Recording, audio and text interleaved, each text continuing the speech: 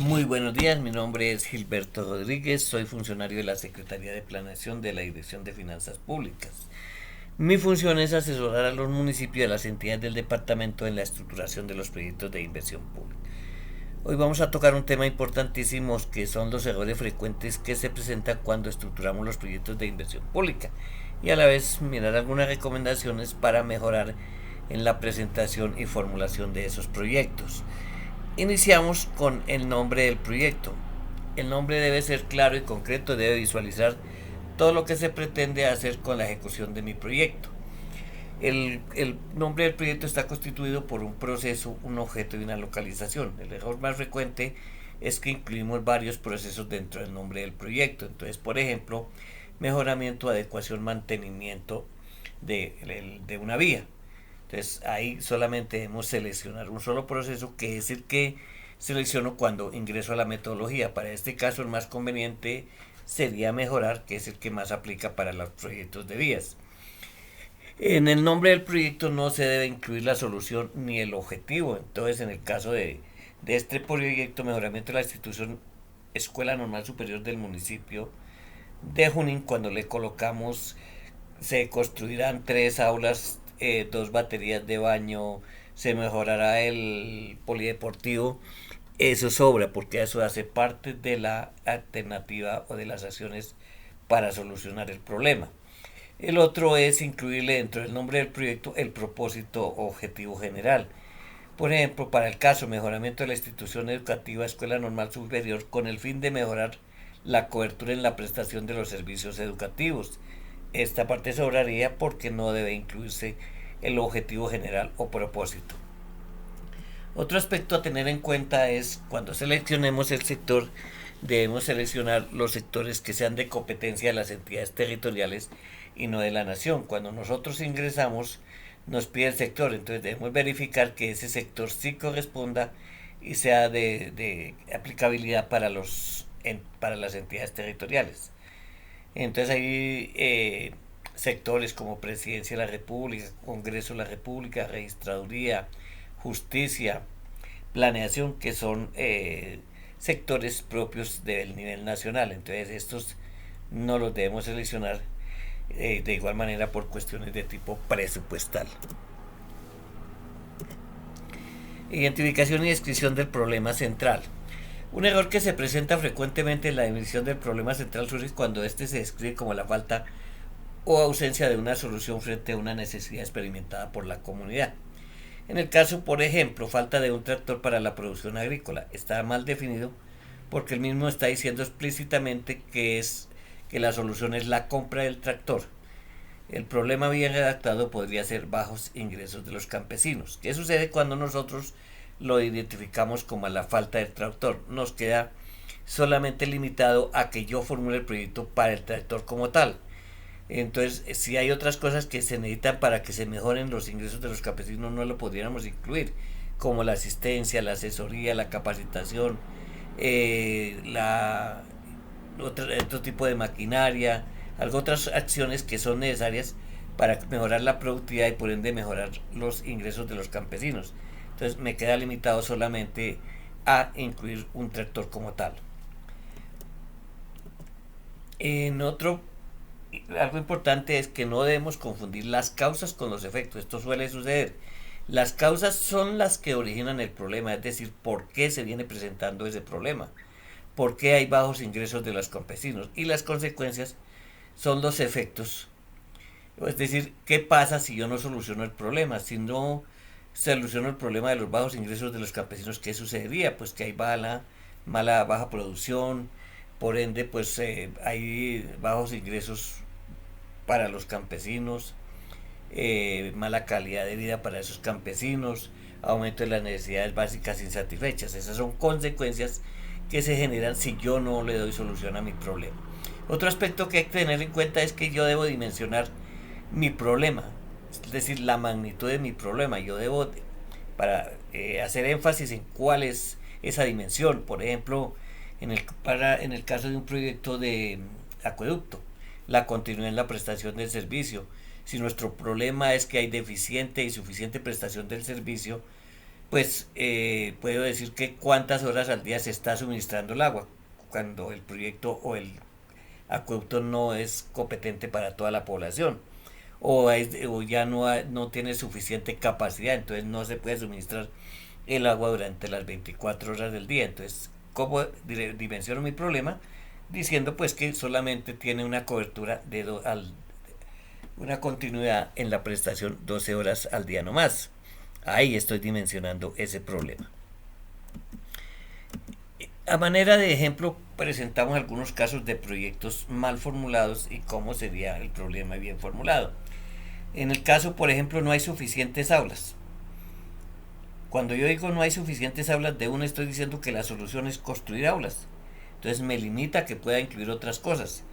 Entonces el problema bien definido sería baja cobertura en la prestación del servicio educativo, y ahí puedo incluir no solamente la construcción de las aulas, sino puedo incluir el mobiliario, todo lo que se necesita para poder ampliar esa cobertura en esa prestación de ese servicio. No hay un programa de empleo femenino.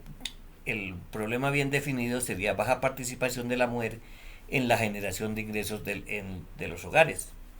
No hay un escenario deportivo, no, queda bien formulado cuando decimos insuficientes oportunidades para las prácticas deportivas.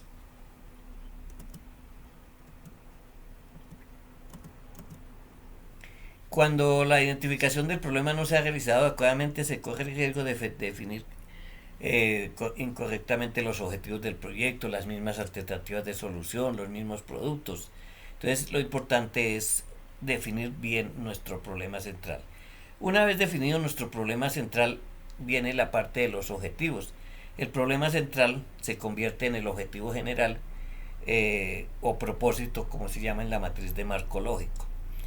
Entonces, ¿qué características tiene que tener este objetivo general? El objetivo general debe empezar con un verbo en infinitivo. Por ejemplo, ampliar la cobertura en la prestación del servicio de educación.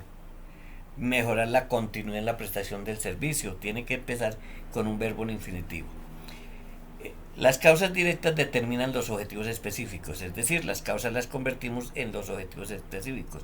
Y para poder lograr esos objetivos, objetivos específicos, tenemos que tener unos bienes y servicios, o lo que llamamos nosotros los productos o los entregables durante la ejecución de un proyecto. Los efectos serán un referente para determinar los beneficios económicos.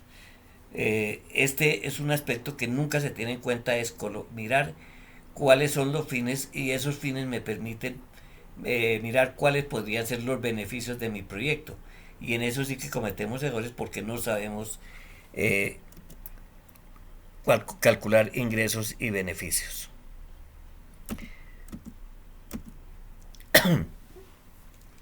En cuanto a la población afectada y objetivo, la población afectada corresponde al conjunto de individuos que padecen la situación negativa identificada en el problema central y se encuentran en un área de estudio donde ésta se presenta. La diferencia que existe entre la población afectada y la población objetivo es que la población afectada es aquella que presenta un problema en particular, y la población objetivo es un subconjunto de esa población afectada que será objeto de la intervención por parte del proyecto.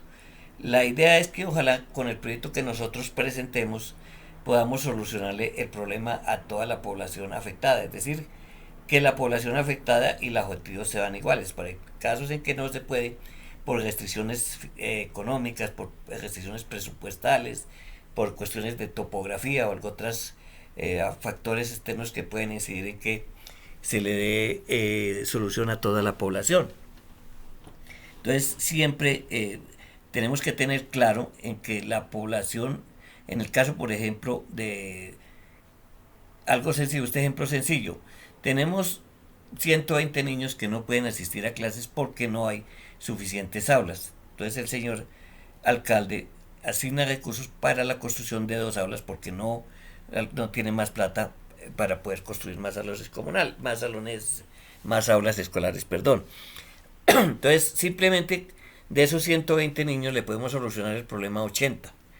¿Por qué? Porque solamente esas 2 aulas me van a permitir darle cobertura a esos 80 niños. Entonces la población afectada eran los 120, pero el objetivo solamente son los 80, que es a los que yo les voy a solucionar el problema. Esa es la diferencia entre población afectada y población objetivo.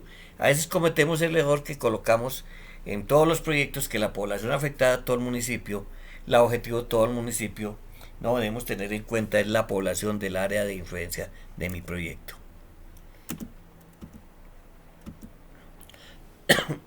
Estudio de necesidades.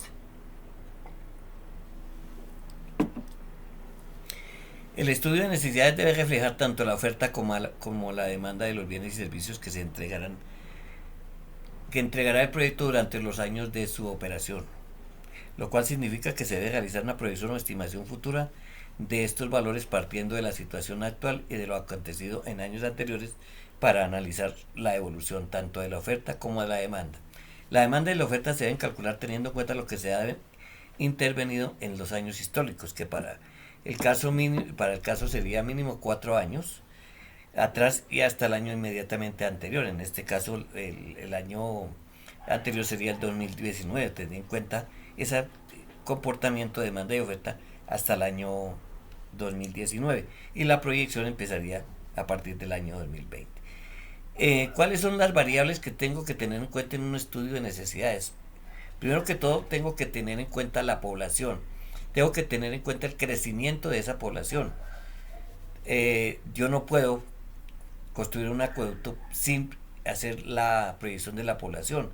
Yo no puedo construir el acueducto para la población que tengo hoy, sino que debo mirar cuánta población voy a tener como mínimo entre 25 años y construir un acueducto que le dé cobertura a toda esa población durante esos 25 años, que es lo mínimo que establecen las normas y reglamento de agua potable y saneamiento básico.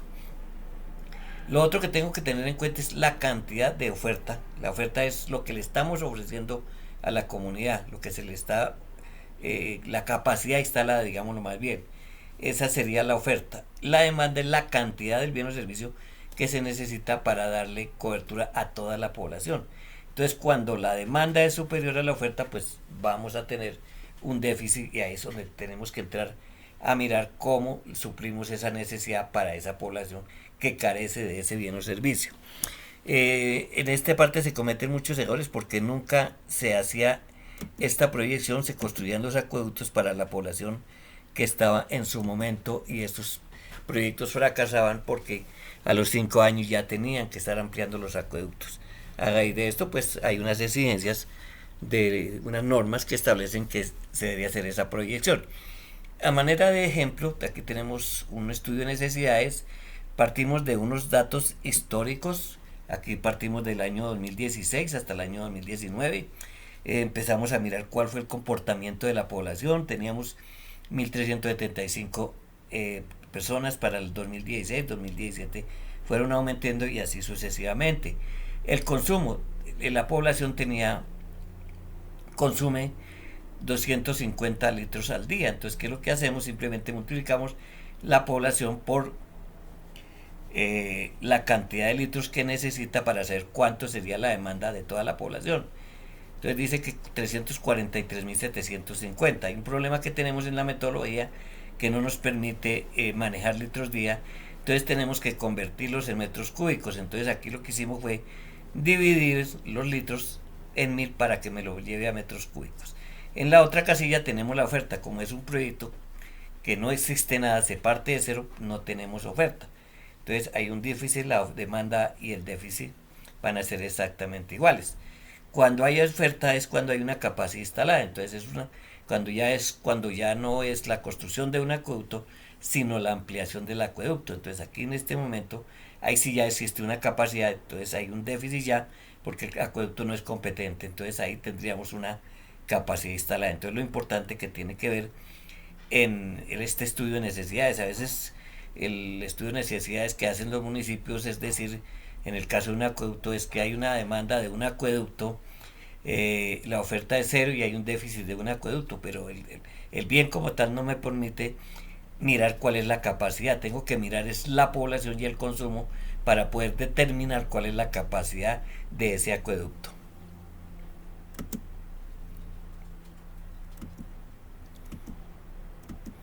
Análisis técnico de la alternativa. Acá también tenemos el problema que los municipios se limitan a colocar todos los ítems del presupuesto, preliminares, acabados, excavaciones, todo interventoría, todos los ítems del presupuesto nuevo. Aquí debemos identificar las características del bien o servicio que se entregará con la alternativa de solución.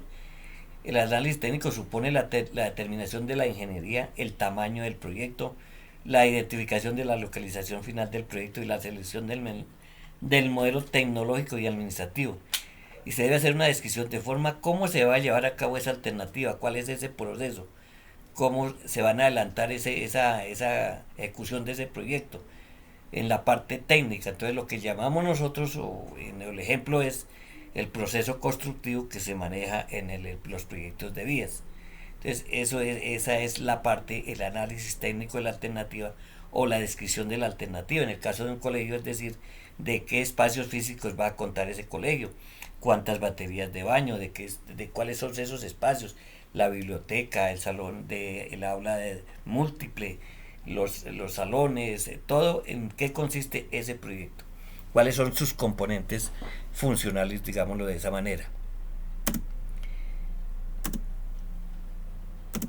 Es importante que haya coherencia entre la magnitud del problema y las metas del objetivo general. O sea, yo sí dije en la magnitud del problema que mi objetivo era metros cúbicos de agua tratados, que en este momento eran 0. Mi objetivo general se debe manejar en los mismos términos, pero ya sabemos de cuánto va a ser la capacidad. Entonces ya metros cúbicos de agua tratada, de acuerdo al estudio de necesidades o el estudio de demanda y oferta, ya pues nuestro objetivo es llegar a tener esos metros cúbicos de agua tratada. Entonces la magnitud del problema y el objetivo se debe medir en el mismo indicador. La magnitud del problema y el déficit definido en el estudio de necesidades. Exactamente, si en el estudio de necesidades hablamos de metros cúbicos de agua tratada, nuestro estudio de la magnitud del problema se debe tener en cuenta también en metros cúbicos de agua tratada.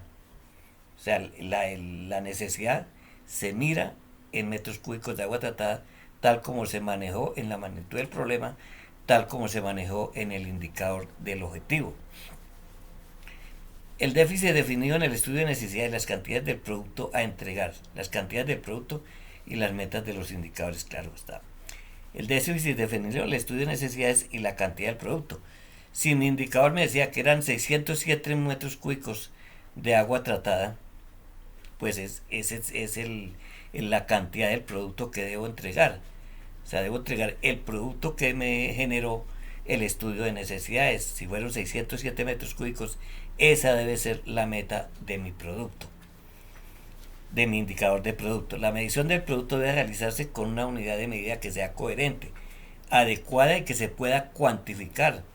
Por ejemplo, en el caso de una vía, kilómetros, yo puedo decir cuántos kilómetros, metros lineales, número de hectáreas reforestadas. Entonces se puede medir y es coherente con lo que con ese tipo de productos.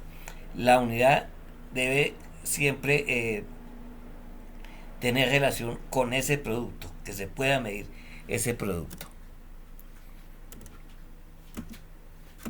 La cadena de valor, aquí para ya mirar cuáles serían las referencias que se cometen cuando estamos en la cadena de valor. Partimos del objetivo general, que viene del problema central. Ese objetivo general, para poderse lograr, tiene que dar unos objetivos específicos. Estos objetivos específicos venían de las causas directas. Tenemos que tener en cuenta que a la cadena de valor solamente pasan los objetivos específicos directos, es decir, los que vienen de las causas directas. Las causas indirectas no pasan a la cadena de valor. Para lograr esos objetivos específicos se debe tener unas actividades, y para el logro de unas actividades debe haber unos insumos. Debe haber coherencia entre toda la cadena de valor. Los insumos deben ser parte de esas actividades, deben ser coherentes con esas actividades, y las actividades que yo planteo deben ser coherentes con el objetivo específico. Y ese objetivo específico debe ayudarme a obtener el objetivo general o propósito. ¿Cuáles son las falencias o errores que se cometen en el objetivo general? Primero, incluir en el objetivo general del proyecto las alternativas de solución. Por ejemplo, mediante, por intermedio de, a través de. Entonces, cuando yo digo ampliar la cobertura de la educación en la escuela en el municipio tal, mediante la construcción de 4 aulas, 4 baterías de baño, eso sobra, porque eso hace parte de la alternativa. Mi objetivo es solamente ampliar la cobertura en la prestación del servicio educativo. La otra falla que se presenta es incluir en el objetivo general los fines o efectos del proyecto. Por ejemplo, para mejorar la calidad de vida. Esto suele ocurrir cuando el objetivo general se enfoca en los efectos del problema, más no en el problema central. Por ejemplo, cuando decimos ampliar la cobertura de la educación para mejorar la calidad de vida de la población estudiantil, para mejorar la calidad de vida es ya el último propósito, es el último fin. Entonces ese no debe incluirse dentro del objetivo general. Describir como producto lo que se espera entregar. Entonces el objetivo no es la construcción, la adquisición de la maquinaria. El objetivo es para qué construyo. Si yo construyo unas aulas, ¿para qué es? Es para ampliar la cobertura en la prestación del servicio. Entonces la construcción es el producto como tal y se confunde con el objetivo. Entonces el objetivo no es construir o adquirir unas hectáreas de predio, un predio. El objetivo es para qué adquiero ese predio. En el caso de los objetivos específicos, cuando confundimos los objetivos específicos con las actividades del proyecto, es decir, utilizar verbos que hacen referencia a aspectos demasiado operativos, ejemplo, comprar, adquirir, contratar. No, comprar, adquirir y contratar son verbos para estructurar actividades, más no para generar verbos, objetivos específicos o verbos que sirvan para esos objetivos específicos. En el caso de los productos, identificar insumos como productos, por ejemplo la maquinaria necesaria para la construcción de una carretera. Esa maquinaria, dependiendo para lo que vaya a hacer, se puede convertir, o puede ser un producto, puede ser un insumo, pero hay casos que es un insumo, la maquinaria se puede convertir en un insumo. Por ejemplo, cuando se requiere esa maquinaria para mejorar las vías, es un insumo que se requiere para un producto que es una vía mejorada. Tener un producto por cada actividad formulada puede indicar que se está considerando el resultado de cada actividad como un producto de la iniciativa. Un producto debe ser el resultado de varias actividades y no de una sola. En este caso, sí, claro, un producto, yo no puedo tener una actividad por cada producto. Como mínimo, cada producto tiene que tener dos actividades. O si no, casi que la misma actividad sería el mismo producto y esto no puede ser. Lo otro que hay que hacer es lo que decíamos anteriormente, definir, a veces se define incorrectamente la unidad de medida. Entonces siempre debemos mirar que esa unidad de medida sí sea coherente con ese producto. Entonces si es agua tratada, pues la unidad de medida más coherente y más apropiada serían metros cúbicos de agua tratada. Entonces eso es lo que tenemos que mirar, es que esas unidades de medida sean coherentes con esos productos. En cuanto a las actividades, describir actividades usando verbos demasiado generales que no permiten determinar claramente de qué se trata la acción a realizar. Algunos ejemplos de verbos inadecuados para describir actividades son apropiar, asegurar, colaborar, consolidar. Pues estos son verbos que no se pueden medir. Entonces que en los planes de acción uno de los requerimientos es que esas actividades se puedan medir. Entonces yo puedo decir, por ejemplo, realizar mantenimiento. Ahí sí puedo decir en qué tanto se puede realizar ese mantenimiento. Adquirir computadores, yo puedo decir cuántos computadores se pueden adquirir. Pero cuando digo colaborar, asegurar, apropiar, pues no son verbos que no me permiten medir esas actividades. Tener una sola actividad para un producto, lo que se llama anteriormente. Un producto debe ser el resultado de varias actividades. Hay casos en que las actividades no son coherentes con los productos. Entonces me explico, adquirir una maquinaria es una actividad que se la cargan a un producto que se llama documentos metodológicos. ¿Qué tiene que ver esa adquisición de maquinaria con ese producto que se llaman documentos metodológicos? Y así hay una cantidad de actividades que formulan que nada tienen que ver, no se relacionan para nada con los productos o a veces con las mismas actividades. Otro error que se comete es cuando colocamos actividades que son insumos. Me explico, un proyecto de capacitación. Para un proyecto de capacitación yo necesito la logística, necesito materiales, puedo necesitar equipos. Entonces, si yo coloco la logística como una actividad, no es una actividad, es un insumo que hace parte de una actividad. Y suele suceder mucho que coloquen la logística aparte, el transporte aparte. Esos son insumos que hacen parte de una actividad como tal. Lo que decíamos ahorita, incluir insumos como actividades. Los ingresos y beneficios. Para la identificación de los beneficios se recomienda hacer uso de los fines previstos en el árbol de objetivos, pues estos facilitan la interpretación de los efectos positivos esperados con la ejecución de la alternativa.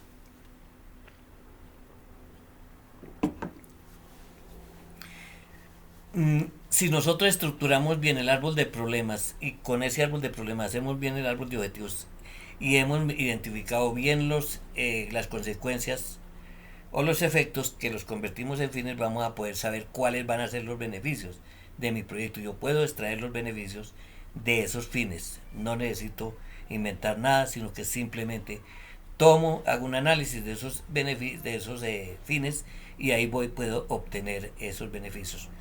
¿Qué errores se cometen en, con los ingresos y los beneficios? Los beneficios no son inmediatos, los beneficios se empiezan a generar en el año siguiente.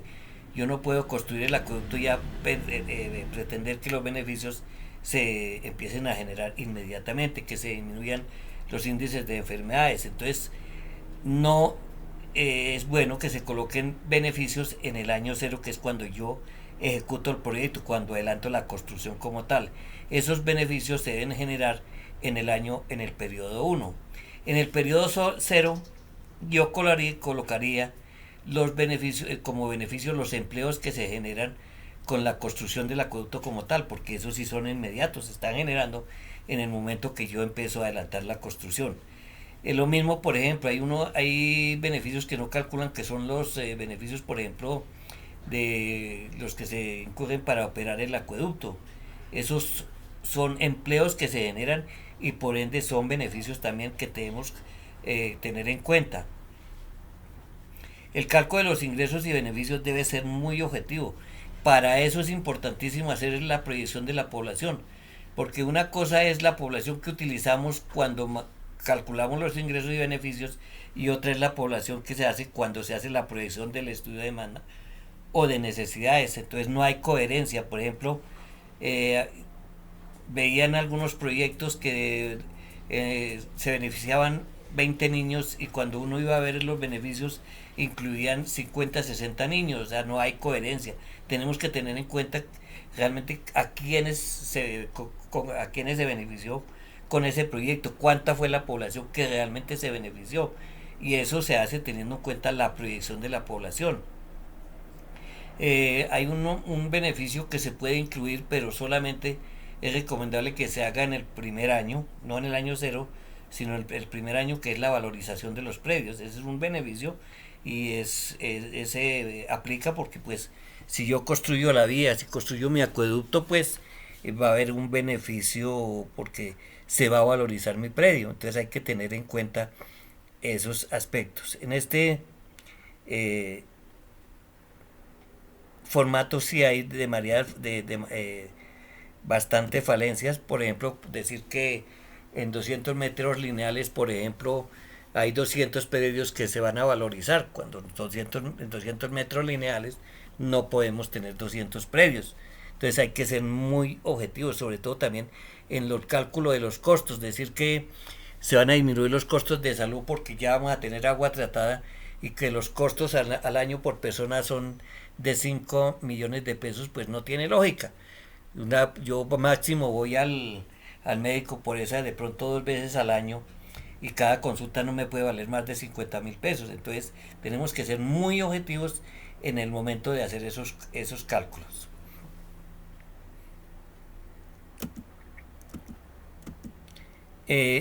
Una de los formatos que no se diligencian y que deben hacerse es el de los activos. Todo lo que tiene que ver con obra física, la construcción de un acueducto, la construcción de una planta de tratamiento, la construcción de una vía, todo eso son activos fijos que se deprecian, entonces se deben depreciar. ¿Y por qué? ¿Para qué me sirve esta depreciación? Porque como yo el proyecto yo no lo evalúo a los 50 años de vida útil, por ejemplo, del acueducto, sino lo hago 10 años no más, ese activo fijo no se me alcanza a depreciar todos los 50 años, entonces como solamente lo deprecio de 10 años, me va a quedar lo que se llama el valor de salvamento, y ese valor de salvamento me va a ayudar a incrementar mis ingresos y beneficios y por ende ayudar a mejorar lo que tiene que ver con la evaluación económica y social para mejorar los indicadores de rentabilidad. Unas recomendaciones ya para terminar es que el horizonte de evaluación para los proyectos de vías y de todo tipo de construcciones debe ser como mínimo a 10 años, de acuerdo pues a como quedamos con el Departamento Nacional de Planeación. Como mínimo se debe hacer calcular los ingresos y beneficios para los proyectos de construcciones como mínimo 10 años, es decir, un año que se ejecuta el proyecto y 10 años para calcular ingresos y beneficios de mi proyecto.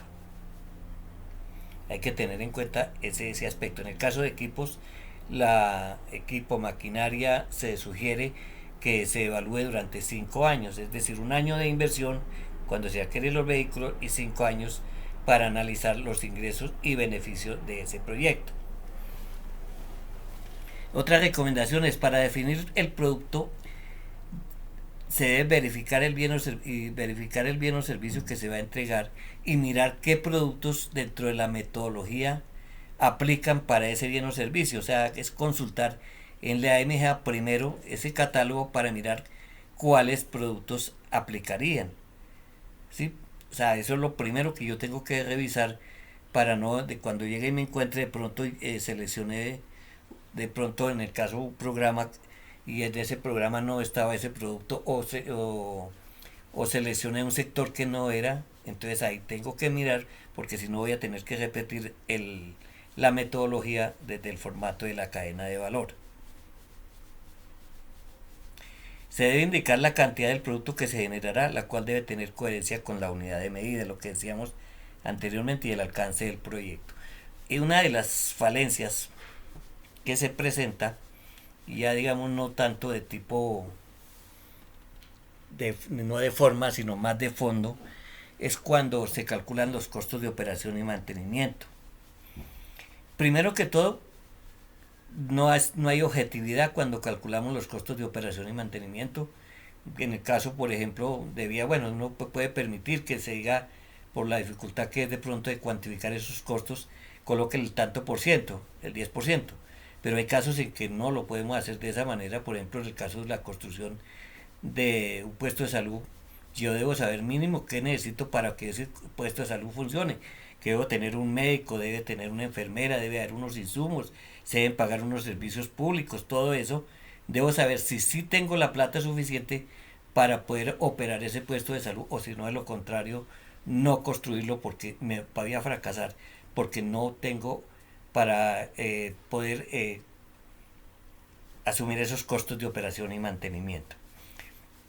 Un aspecto que hay que tener en cuenta también es que, y ese a veces no lo tenemos en cuenta, es que en proyectos, la teoría de proyectos dice que todos los costos, los precios deben ser a precios constantes, es decir, al precio del año en que yo formulo el proyecto. Yo no debo, si yo voy a hacer un proyecto por etapas, yo no debo incrementar el valor porque primero que todo no sé cuánto va a ser la inflación, que es uno de los referentes de pronto para aumentar los costos de mercado. Entonces, lo que se hace es calcularlo al precio de como está en ese año, así sea un proyecto por etapas. Si aumenta la cantidad, aumenta el precio, pero si la cantidad va a ser la misma en cada etapa, el valor no tiene por qué aumentarse.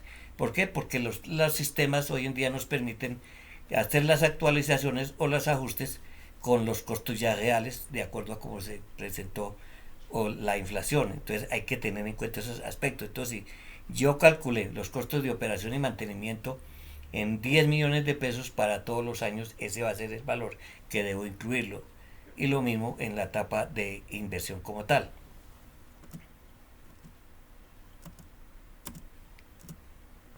En el caso del módulo de evaluación, lo primero, la recomendación es que cuando yo empiece a formular el proyecto, tenga claro cuál es mi costo de mi proyecto y cuáles van a ser mis ingresos y beneficios de mi proyecto. Entonces, si yo veo que mis costos van a ser superiores, pues mi proyecto no va a ser viable, porque siempre tendrán que ser mayores los ingresos y beneficios que los costos de mi proyecto. Entonces, por lo menos, tengo que mirar que mis beneficios e ingresos sean superiores a los costos de mi proyecto. Y no solamente debo tener en cuenta los beneficios, sino también los ingresos que se puedan generar por ventas, por tarifas, etcétera. Lo recomendable aquí, o cómo se debe manejar esa evaluación, el valor presente neto debe ser mayor a cero. La TIR debe ser mayor al 12%. La relación beneficio-costo debe ser mayor a 1. ¿Qué quiere decir con esto? Que si mi valor presente neto es positivo, los costos e ingresos traídos al valor presente son menores que mis ingresos y beneficios, o mis ingresos y beneficios traídos al valor presente son mayores que mis costos.